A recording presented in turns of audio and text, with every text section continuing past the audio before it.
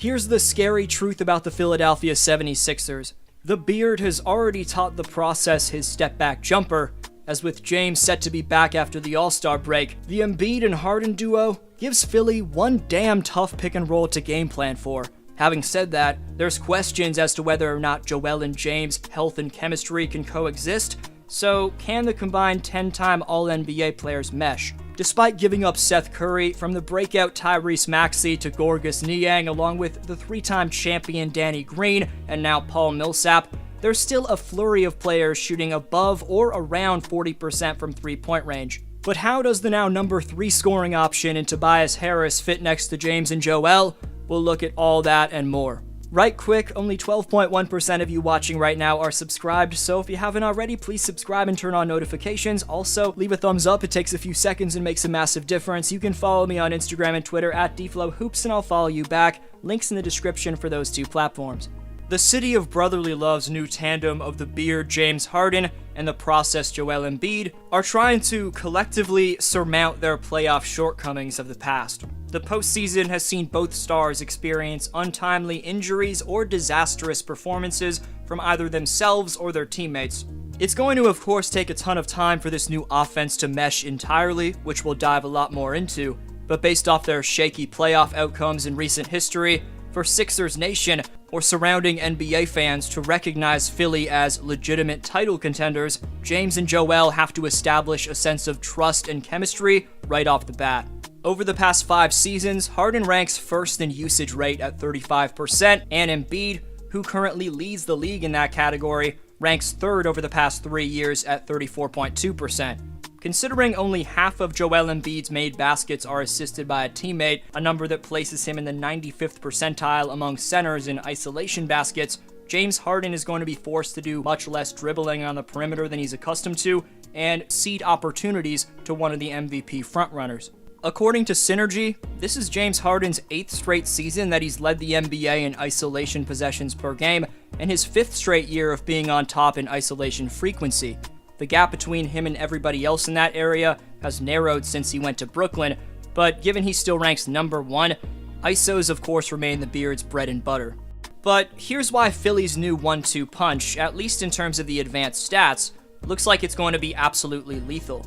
After Embiid sets a pick, rolls to the bucket, and catches a pass, according to Sports Illustrated, the 5-man ranks in the 95th percentile at finishing such possessions. Displaying that JoJo will have to adjust his game as well, he rolls to the rim only 22.5% of possessions in which he sets a screen. Much more often, Joel prefers to pop out for a long 2 or face up in the middle of the floor. To give James a bit more space to operate, Joel may have to start rolling to the bucket more. There's no sign that Embiid wants to do that, especially if it cuts into the possessions where he's either taking an open 15-foot jumper or putting himself at the free throw line. To be fair, the Sixers currently rank 3rd in free throw rate at 20.4%, so Joel improvising after setting a screen has led to a lot of their success. Since the ABA merger, the all-time free throw rate was set by the 1998 Utah Jazz at 33.4%. Even with last year's rule changes, a squad with James Harden and Joel Embiid on it should probably challenge that record. Then there's some numbers between the 2 stars that are completely different. Harden's Rockets always finish near the bottom of the NBA in passes per game, and the Nets right now rank number 28. Conversely, for Joel, even through a coaching change and the entire roster flipping over in a matter of years, his Sixers have always ranked near the top of the NBA in passes per game. In 2021-22, they rank number 4 in that area. A lot of that's attributed to Embiid activating dribble handoffs in nicely run play sets along the perimeter. Also, the handbacks that instigate those plays and the free-flowing ball movement coming out of double teams after Joel gets to his spot down low. The Doc Rivers system features a ton of drive and kick and cut, with everyone enjoying the space created by the abundance of deep-range marksmen spotted up from beyond the arc. Whether or not Harden's willing to buy into the system will ultimately determine a lot of the success that Philly has.